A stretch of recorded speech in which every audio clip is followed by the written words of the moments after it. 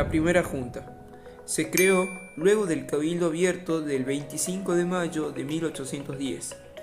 Estaba conformada por 9 miembros: Cornelio Saavedra, quien ocupó el cargo de presidente, Mariano Moreno y Juan José Paso ocuparon el cargo de secretarios, Manuel Belgrano, Juan José Castelli, Miguel de Ascuénaga, Manuel Alberti, Domingo Mateu y Juan Larrea fueron los vocales. La guerra contra los realistas. Para someter a las regiones que se pronunciaron en contra de su autoridad, la primera junta había decidido enviar expediciones armadas, y así fue como se desató una larga y costosa guerra que se extendió durante muchísimos años. Si bien la guerra que los revolucionarios debieron librar contra los españoles fue demasiado dura y demandó enormes sacrificios. Uno de ellos fue que muchos hombres y mujeres perdieron la vida y una enorme cantidad de recursos debieron ser destinados para el mantenimiento de los ejércitos. La necesidad de un ejército. Los patriotas no contaban con un ejército profesional y tenían muy pocos recursos para organizarlos. Para poder luchar contra las poderosas fuerzas españolas, se necesitaba de soldados, armas, uniformes, caballos y alimentos. Los gobiernos revolucionarios establecieron que todos los hombres mayores de 18 años que no tuvieran una ocupación debían de unirse a los ejércitos, por lo que muchos hombres se incorporaron a las filas voluntariosamente y otros fueron forzados a hacerlo. Pero también a los esclavos que se unieron a la lucha se les había prometido libertad. Por otro lado, algunas mujeres también se sumaron a las tropas, pero muchas de ellas debieron hacerse cargo de sus hogares porque los hombres habían partido a la guerra. Los más ricos fueron obligados a entregar esclavos y ganado y parte de sus cosechas para alimentar a los soldados. Para contar con dinero, se establecieron nuevos impuestos que recayeron especialmente sobre los que oponían a la revolución. Algunos artesanos colaboraron con diferentes artículos, como botas, monturas, carretas, ponchos y mantas. Pero también fue necesario solucionar el problema que significaba la carencia de armas. Parte del armamento fue comprado en Inglaterra y Estados Unidos. En Buenos Aires se había instalado una fábrica de fusiles y en Córdoba una de pólvora y otras de armas blancas. Tampoco contaban con suficientes jefes formados militarmente que pudieran dirigir a las tropas, por lo que debieron recurrir a hombres que no tenían experiencia militar. Rebelión en Córdoba. Córdoba fue una de las ciudades que se opusieron decididamente a la revolución.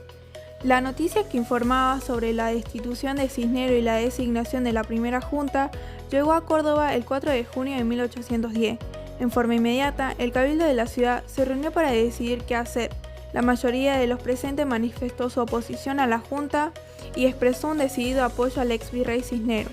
Entre ellos se hallaba Santiago de Liniers, quien desde hace un año vivía en la localidad cordobesa de Alta Grecia. Cuando se enteró de estos hechos, la Junta envió a Córdoba una expedición militar con la misión de poner fin a la resistencia. Una vez allí, los expedicionarios capturaron a los cabecillas del movimiento y algunos de ellos fueron fusilados en Cabeza de Tigre. La guerra en la Banda Oriental. Las autoridades españolas de la Banda Oriental también rechazaron la revolución. Allí, la lucha contra los españoles fue encabezada por José Artigas. A comienzos de 1811, Artigas comenzó a organizar tropas en las zonas rurales y se puso a las órdenes de la Junta porteña. Poco a poco, las poblaciones del campo se fueron sumando a las fuerzas del líder oriental y obligaron a los españoles a refugiarse en Montevideo. Para impedir que recibieran provisiones desde el exterior, las fuerzas de Artigas sitiaron la ciudad, pero fue necesario esperar hasta 1814 para que las tropas porteñas pudieran ocuparla. Rumbo al Paraguay. En septiembre de 1810, Belgrano recibió la orden de marchar hacia el Paraguay, una de las zonas que había rechazado la autoridad de la primera junta. El gobierno porteño, además, sospechaba que tropas españolas provenientes del Paraguay se habían internado en el territorio de Misiones. La expedición armada al mando de Belgrano tenía la misión de poner la región bajo la autoridad de la Junta. El 23 de septiembre, los expedicionarios llegaron a San Nicolás de los Arroyos, desde donde marcharon a Santo Tomé. Allí, el jefe patriota decidió pasar revista a sus tropas, que se hallaban en un estado calamitoso. Eran escasas e indisciplinadas y estaban mal armadas. Después de la Revolución de Mayo fue recibida con un júbilo por la mayor parte de la población de Buenos Aires. Sin embargo, la destitución del virreinato Cisneros y la designación de la primera junta solo fueron primeros pasos en un largo camino, porque todavía quedaba mucho por hacer y los criollos debían tomar numerosas decisiones. Los miembros de la primera junta advirtieron que tenían ante sí una tarea muy difícil y una gran cantidad de problemas por resolver. Uno de los primeros desafíos que los criollos debieron enfrentar fue decidir cómo debía seguir la revolución. Otra cuestión muy importante era definir de qué modo organizar el gobierno de los extensos territorios que había integrado el Virreinato del Río de la Plata. No todos los revolucionarios pensaban lo mismo y por eso pronto comenzaron a surgir diferencias entre ellos. Entre los miembros de la primera junta se fueron formando dos grupos.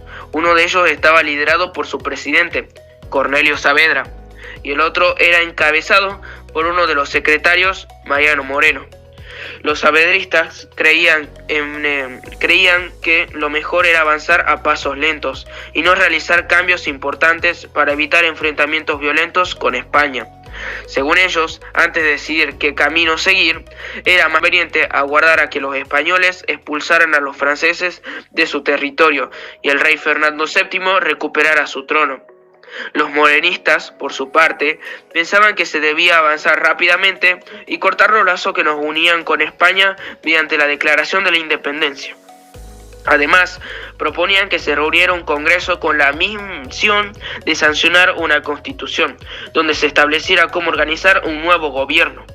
También en esta cuestión, los morenistas y los saavedristas mantenían diferencias.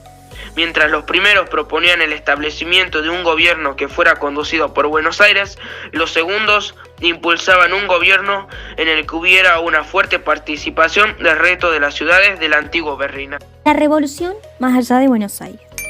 Los miembros de la primera junta tenían ante sí otro gran problema: lograr que su autoridad fuera reconocida en todo el territorio, que hasta entonces había integrado el virreinato del Río de la Plata.